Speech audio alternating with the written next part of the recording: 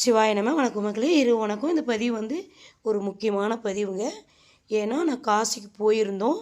நாங்கள் 7 பேரை, எங்கள் அம்மா, நான், எங்கள் சித்தி, அப்புறம் வந்து அங்கே வந்து எங்கள் சம்மந்தி வீட்டில் வந்து எங்கள் சம்மந்தியோட ஒய்ஃபு, அவங்க அண்ணி, அவங்க அக்கா, மொத்தம் 7 பேராக புறப்பட்டோம்.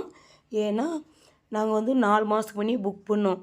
ஏன்னா ஃப்ளைட்டில் போகிறதா இருக்கிறதுனால புக் பண்ணிட்டோம். நான் ஆரம்பம் முதல் முடிவு வரைக்கும் போட போகிறேன். ஷார்ட்ஸாகவும் வீடியோவும் நீங்களும் பார்த்துட்டு பிடிச்சிருந்தா போயிட்டு வாங்க. அவ்வளோ அற்புதமான இடம் மக்களே. அதை பற்றி தான் பேசி நான் போட போகிறேன். பிடிச்சிருந்தா பாருங்கள். நான் காலையில் 2 மணிக்கெல்லாம் எந்திரிச்சிட்டு, இது போன வாரம் செவ்வாய்க்கிழமை பதிவுங்க. ஏன்னா இன்றைக்கி 8 நாளைக்கு முன்னாடி செஞ்ச பூஜை தான் இப்போ காட்டிகிட்ருக்கிறேன்.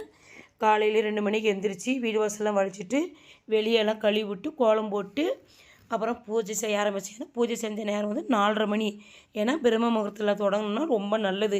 கோயிலுக்கு போகும்போது எப்பயுமே மக்களே நாம் வந்து பிரம்ம முகூர்த்தத்தில் தான் தீபம் ஏற்றணும். அந்த தீபம் வந்து நமக்கு நம்மளுடைய குடும்பத்தில் இருக்கிற எல்லா கெட்ட சக்தியும் விரட்டிட்டு நமக்கு நல்ல சக்தியை கொடுக்கும். நம்ம பிள்ளைங்களுடைய சன்னதி நல்லாயிருக்கும். அதனால் நான் வந்து எப்பயுமே கோயில் இந்த முக்கியமான நாள்னா பிரம்ம முகூர்த்தத்தில் தான் தீபம் ஏற்றுவேன்.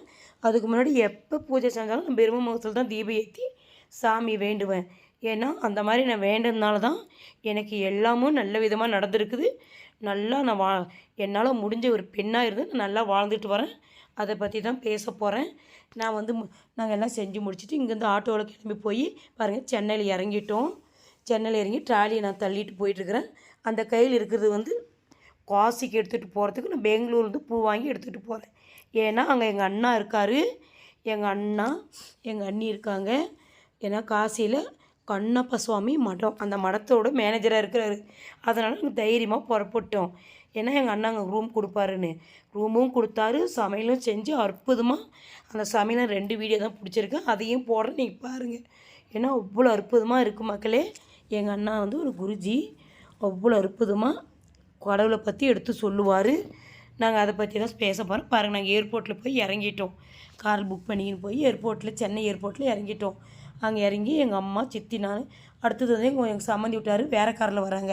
எங்கள் பையன், எங்கள் பேத்தி, என் மருமகள்லாம் அனுப்பிச்சி கொடுக்குறதுக்கு வந்தாங்க. அவங்க வேறு காரில் வந்துட்டுருக்காங்க. அப்புறமேலுக்கு அவங்க 4 பேர் வந்து காரில் இறங்குவாங்க. எங்கள் பையன் கூட வந்து எங்கள் பையன் மருமகள்லாம் வருவாங்க.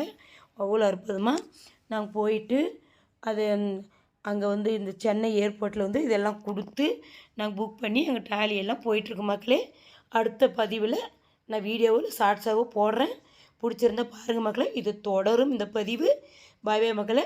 திருச்சிற்றம்பலம்.